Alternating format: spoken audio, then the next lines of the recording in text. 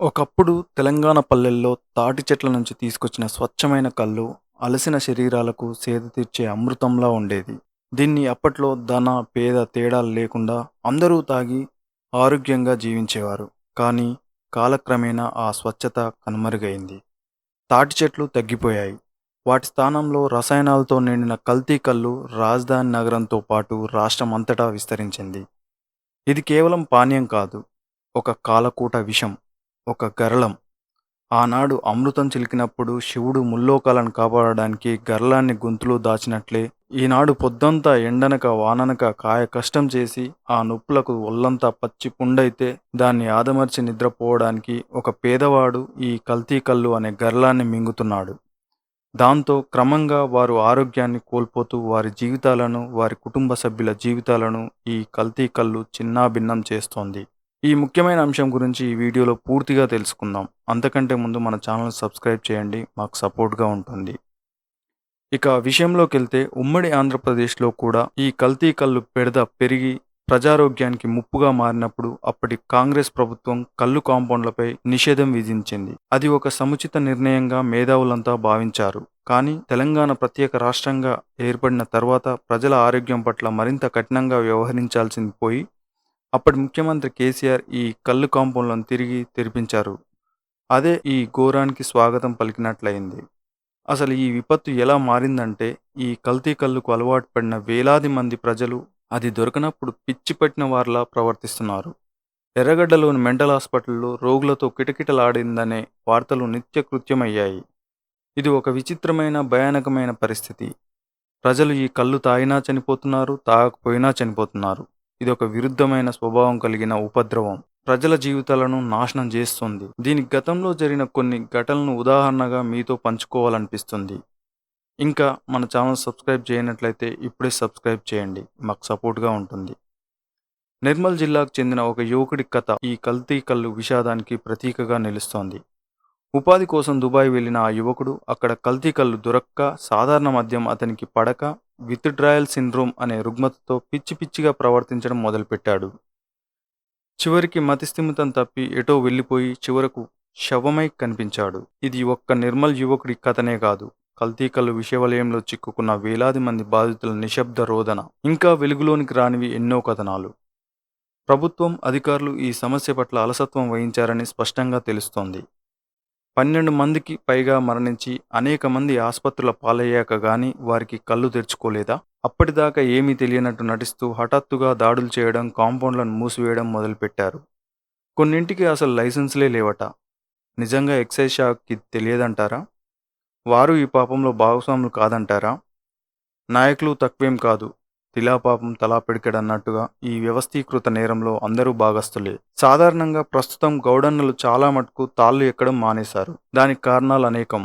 వయసు మీద పడి, పానం చేతగాక కొందరు, చదువుకొని ఉద్యోగాలు చేసే యువత ఆ వృత్తికి దూరం అవ్వడం, ఇలా కొన్ని కారణాల వల్ల గుప్పెడు మంది ఎవరో కొందరు ఊర్లలో ఉండి జీవనం సాగించే వాళ్ళు తాడి చెట్లు ఎక్కుతూ ఆ విధంగా బతుకుతున్నారు.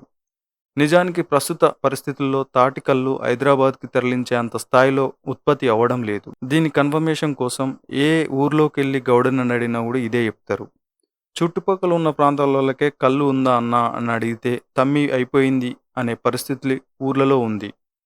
కానీ ఇక్కడేంట్రా అని ఆరాధిస్తే ప్రతి చోట కళ్ళు కాంపౌండ్లలో వేల కొద్ది నిండు సీసలతో కలకలలాడుతూ కాంపౌండ్లు దర్శనమిస్తున్నాయి. ఇదేం పట్టనట్టు ఎక్సైజ్ అధికారులు వ్యవహరిస్తున్నారు.